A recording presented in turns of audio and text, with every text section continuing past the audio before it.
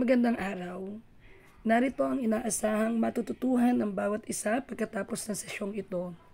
Una, nailalahad ang pagkakaiba ng tekstong argumentatibo sa ibang teksto. Ikalawa, naiisa-isa ang mga paraan ng pagkuha ng mga ebidensya o katibayan. At ikatlo ay naipaliliwanag ang isang argumento sa pamamagitan ng punto de vista. Bago tayo magpatuloy ay nais ko munang muling magbalik-aral tayo. Ano nga ba muli ang tinatawag na tekstong persuasive? Bakit mahalaga ang tekstong ito? Bilang pagpapatuloy ay maghanap ng isang video clip na nagpapakita ng isang debate at o pagtatalo pagkatapos suriin ito. Talakayin kung ano ang iyong napansin sa paraan ng kanilang pag-uusap at o paglalatag ng kanilang ideya at mga posisyon hinggil sa paksa. May mga pagkakataong hindi sinasang-ayunan ng ating kausap ang ating sinasabi. Hindi maiwasang may mga sandaling tumututol tayo sa panig ng ilan, lalo na't taliwas ito sa ating pinaniniwalaan. Sa kagustuhan nating ipaunawa sa iba ang mga batayan ng ating paninindigan, ginagamit natin ang tekstong nangangatwiran, argumentative o argumentatibo.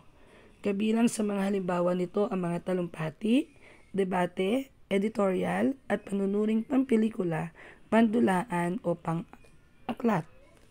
Pangangatwiranan ang mga pahayag na nagtataglay ng paniniwala o paninindigang maaaring tama o mali.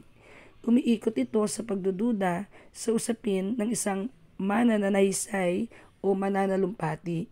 Kailangan harapin niya ang paksa sa lahat ng anggulo, kahit pa nga sa simula pa lang ay nailahad na niya ang kanyang pagkiling. Kailangan ding igalang ang opinyon ng kabilang panig habang pinaninindigan ng manunulat ang kanyang panig. Sa pamamagitan nito ay makukumbinsi at mapaniniwala ang mga mambabasa o mga tagapakinig na tanggapin ang ilalahad na mungkahi o saloobin. Mahalagang matukoy kung para kanino ang isinusulat o kung sino ang target na mambabasa sa pagsulat ng isang tekstong nangangatwiran.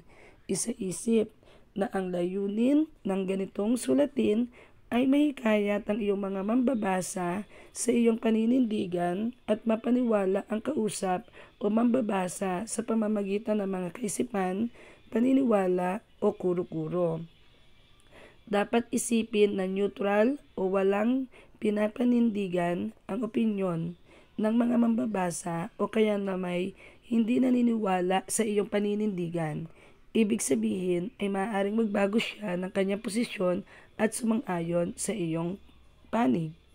Katanggap-tanggap o makatwiran at makatotohanan ng isang ideya kung ito ay tumutugon sa kaisahan ng mga talatang bumubuo ng teksto.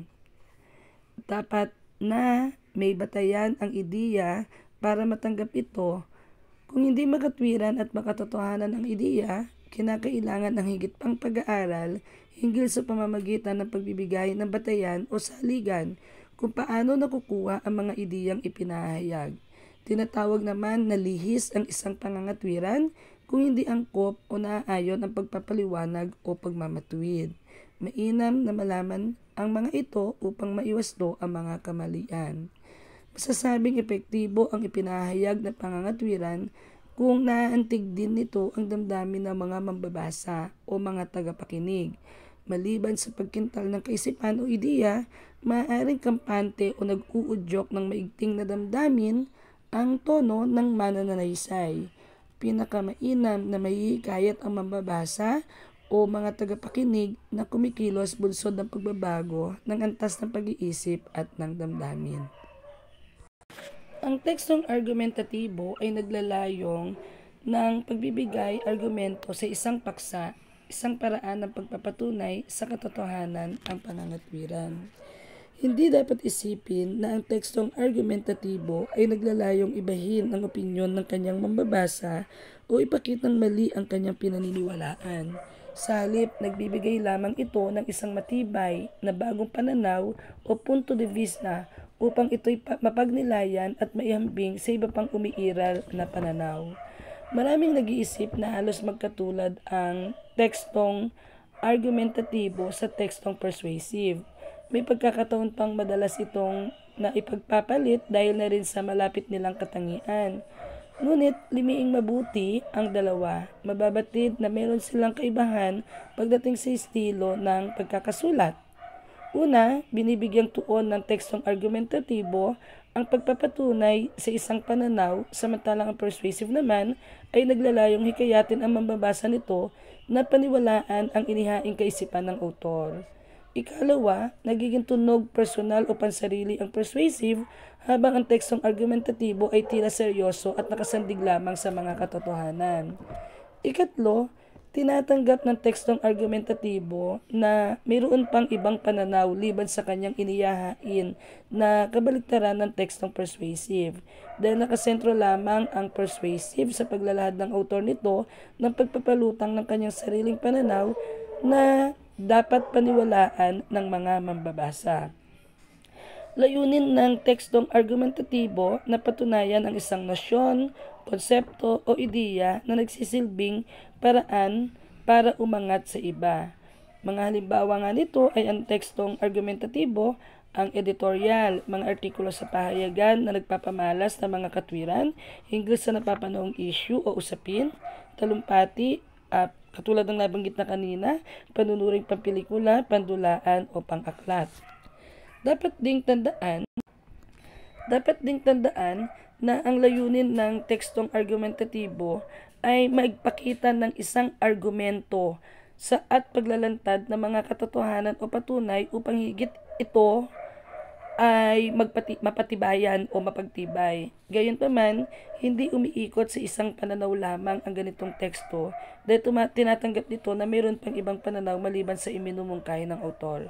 Subalit nagbibigay lamang siya kalimitan ng taliwas sa kaisipan at sinusuportahan niya ito ng kanyang patunay na makatutulong upang mailantad ang kamalian o kahinaan ng katunggaling pananaw. May dalawang uri ng pangangatwiran. Una ay ang tinatawag na pasaklaw. Ang pangangatwiran ay pasaklaw kung hinango mula sa iba't ibang obserbasyon ang nabuong konklusyon. Ayon kay Trokin, pasaklaw rin ang pangangatwiran kung nagsisimula ito sa pangkalahatan patungo sa tiyak na detalyado o yung tinatawag nating patungo sa tiyak at detalyado. Magsisimula ito sa isang teorya na tatapatan ng kaugnay na hypothesis o hypothesis. Susundan ito ng mga obserbasyon at mga pagpapatunay. Nabubuo ang mga pahayag na pasaklaw sa pamamagitan ng una, yung tinatawag nating subjective generalization o pagbubuo ng paglalahat mula sa personal na preferensya o pagtataya. Ikalawa, yung tinatawag na probable generalization o pagiging totoo ng pahayag sa maraming pagkakataon ngunit hindi sa lahat ng pagkakataon.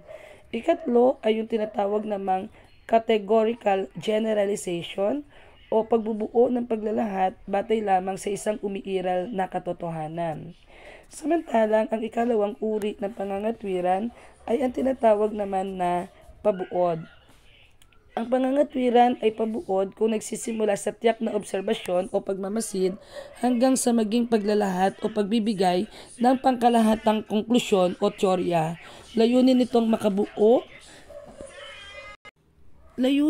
ng pabuod na makabuo ng partikular na konklusyon sa tulong ng isang opinyon na pumapanig o kabilang sa pangkalahatang katotohanan. Tinatawag din itong induction, kung saan nagsisimula sa tiyak na pangyayari o ebidensya bago gumawa ng konklusyon o pangkalahatang katotohanan. Ilan lamang ito sa mga pangunahing konsepto o ideya na dapat mabatid ukol sa tekstong argumentatibo. Hanggang sa muli, ipagpapatuloy pa natin ang ilan sa mga karagdagan. Mabuhay!